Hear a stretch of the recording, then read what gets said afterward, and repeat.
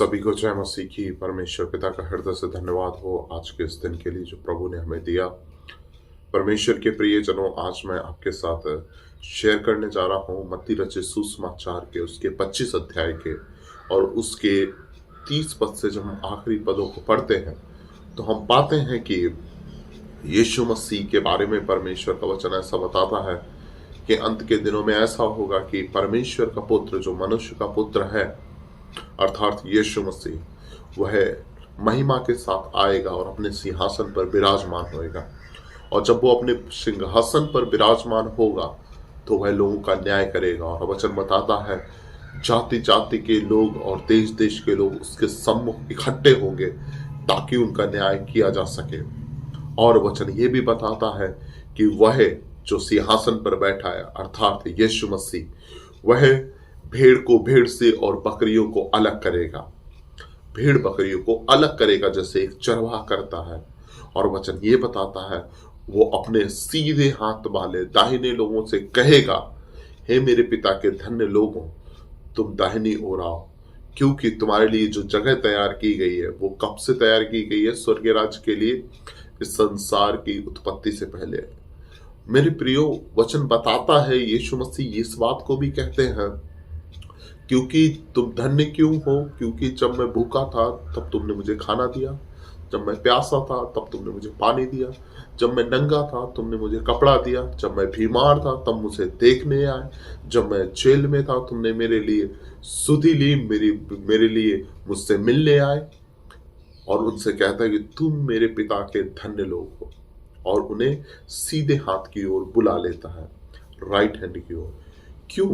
क्योंकि right hand है जो परमेश्वर में यीशु मसीह। अगर हम मत्ती रचित सुसमाचार उसके 22 अध्याय को पढ़ते हैं तो वहां पर लिखा हुआ है कि यीशु मसीह परमेश्वर पिता की दाहिनी ओर विराजमान है, राइट हैंड की ओर प्रभु यीशु मसीह। अगर यही हम पौलुस की पत्री पढ़ते हैं, रोमियो की किताब, तो उसमें लिखा हुआ है कि यीशु मसीह दाहिनी ओर, पिता की दाहिनी ओर बैठ करके, राइट हैंड साइड में बैठ करके हमारे लोगों के लिए इंटरसेशन करते हैं, प्रार्थना करते हैं। कौन? यीशु मसीह। अब बात आती है जो उल्टे जो लेफ्ट साइड के लोग हैं उनके लिए, बाई साइड के लोग हैं उनके लिए, और उनके बारे में यीशु मसीह कहते हैं कि तुम कैसे हो? तुम शापित लोग हो, क्योंकि जब मैं भूखा था तुमने मुझे खाना नहीं दिया, जब मैं नंगा था तुमने मुझे कपड़ा नहीं दिया, जब मैं प्यासा था तुमने मुझे पानी नहीं दिया। और वो कहते हैं कि प्रभु ऐसा कब हुआ? ऐसा कब हुआ? और सेम यही बात वो लोग भी कहते हैं जो धन्य लोग होते हैं, जो पिता के लोग होते हैं, वो भी कहते हैं कि प्रभु हमने ऐसा कब किया?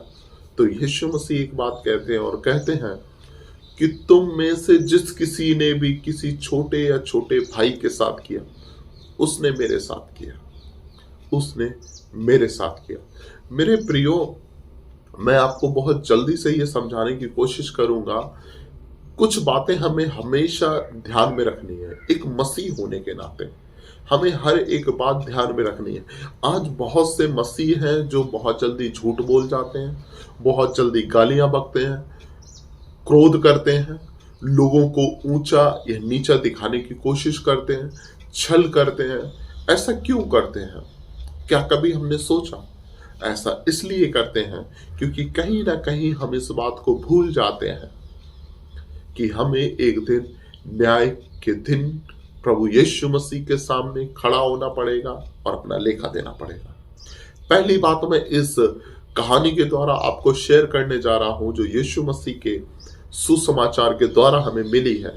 पहली बात, हम इस बात को हमेशा याद रखें कि जो न्याय है वो रियल है। Judgement is real. जो न्याय है वो वास्तव में है, वो काल्पनिक नहीं है।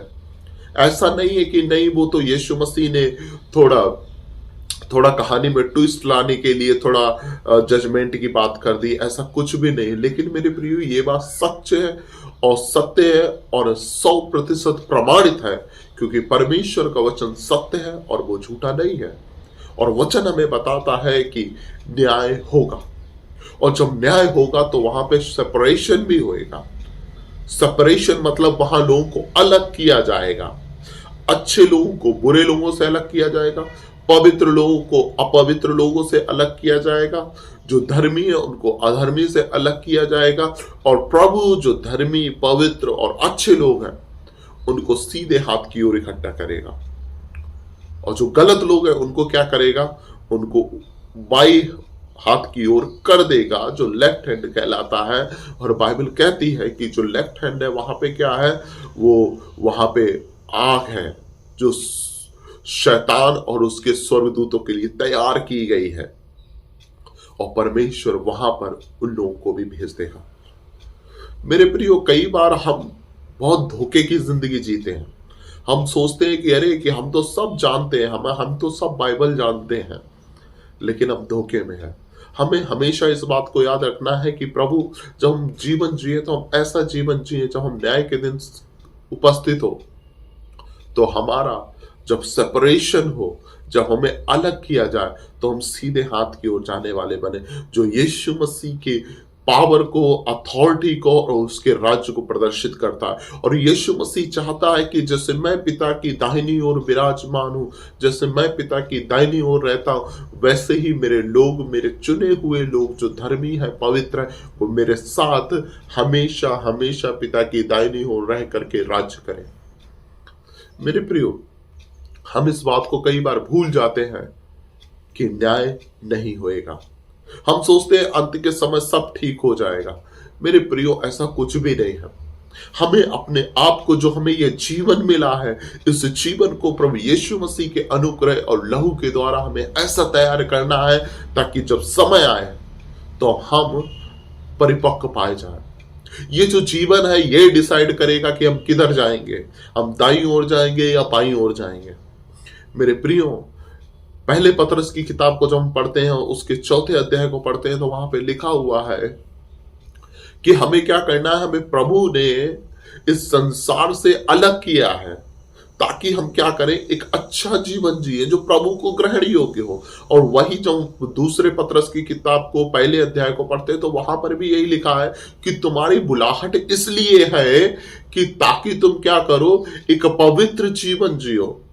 जो संसार की सड़ाहट है, जो पाप है, उससे तुम्हें जब यीशु मसीह ने छुटकारा देकर के बुलाया है, तो तुम क्या करो, एक पवित्र और एक अच्छा जीवन जियो जो परमेश्वर के प्रति ग्रहण योग्य हो। और जब वो जीवन परमेश्वर के प्रति ग्रहण योग्य होएगा, तो वचन बताता है अंत में हमें अनंत जीवन मिलेगा। मेरे प्रियो, जब हम पहले पतरस की किताब को पढ़ते हैं, वहां पे लिखा हुआ है, धर्मी का बचना तो बड़ी मुश्किल से है, उनका क्या होगा जो पापी और अधर्मी है। मेरे प्रियो, हमारा सर्टिफिकेट हमको नहीं दर्शाएगा कि हम धर्मी हैं या अधर्मी हैं। हमने कितनी बार बाइबल पढ़ी है या कितना हमें बाइबल नॉलेज है, वो हमें नहीं दर्शाएगा कि हम धर्मी हैं या अधर्मी हैं। लेकिन हमारा जीवन, हमारा चाल चलन हमको बताएगा कि हम धर्मी हैं या अधर्मी हैं। मत्ती रचित सुसमाचार के 7 अध्याय को पढ़ेंगे तो वहां पे यीशु मसीह का वचन कहता है, मेरे पिता के लोग वो हैं, वही लोग परमेश्वर के राज्य में जाएंगे जो मेरे पिता की इच्छा को पूरा करते हैं, अर्थात स्वर्गीय पिता की इच्छा को पूरा करते हैं। मेरे प्रियो, हम किस कैटेगरी में आ रहे हैं, हम किस कैटेगरी में आ रहे हैं। जब हम यिर्मयाह की किताब को पढ़ते हैं, उसके 34 अध्याय को पढ़ते हैं, तो वहां पे लिखा है, परमेश्वर यहोवा इस प्रकार कहता है कि देखो, अब मैं भेड़ को भेड़ से और बकरे और बकरियों को क्या करूंगा, अलग करूंगा।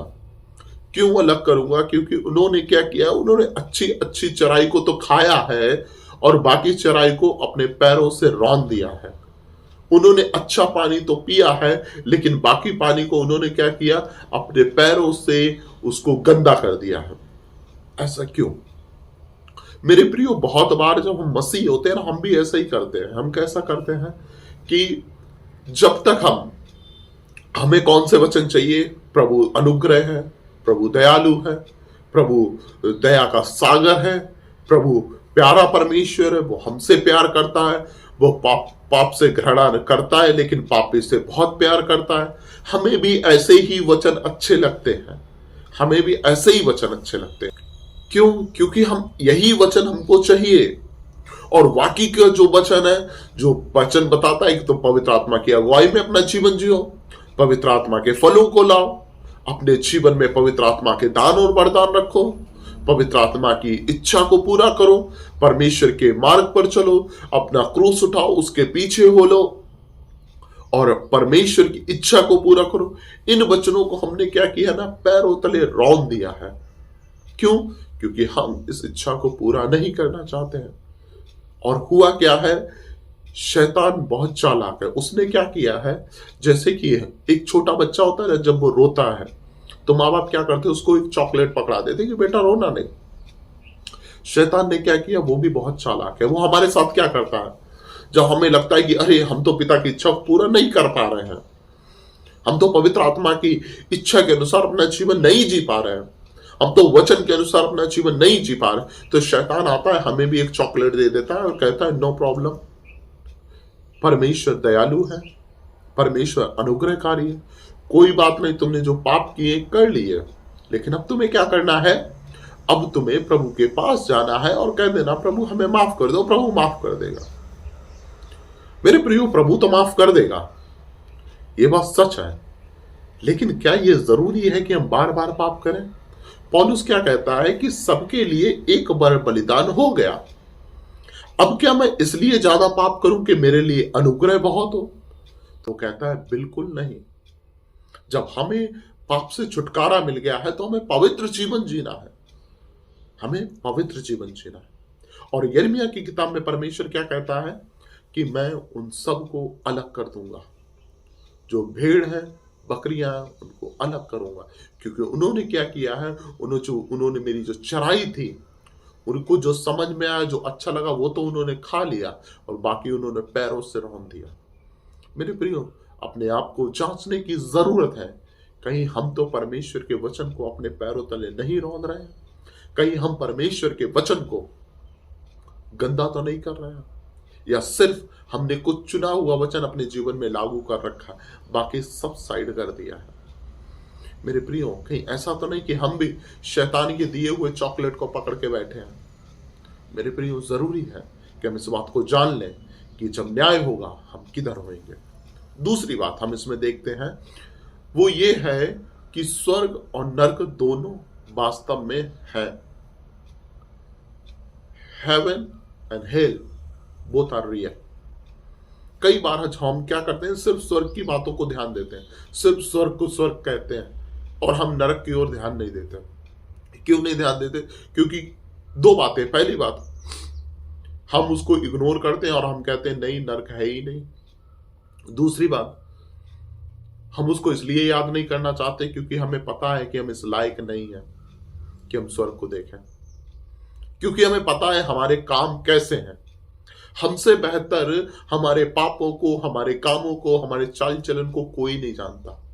और शायद हम इस बात को जानते हैं, इसलिए हम क्या करते हैं, इस बात को इग्नोर करते हैं। है ना, एक बहुत अच्छी सी कहानी है, जब हम छोटे हुआ करते थे, जब हम छोटे छोटे बच्चों को किताबों में पढ़ते हैं या हमारे नाना नानी हमको सुनाते थे, तो क्या कहानी होती है कि एक कबूतर बैठा था और बिल्ली आई, कबूतर ने अपनी आंखों को बंद कर लिया और उसने लगा कि अरे आंखें बंद हो गई, अब बिल्ली चली गई। मेरे प्रियो, ऐसा बिल्कुल नहीं है। नर्क ऐसा नहीं है कि आपने आंखें बंद कर ली और नर्क चला गया। मेरे प्रियो, वो वास्तव में है और वो नहीं जाने वाला है। डिसाइड ये करता है हमारा जीवन कि हम कैसे उसमें जाएंगे। अब यहाँ पर दो चीजें आती हैं।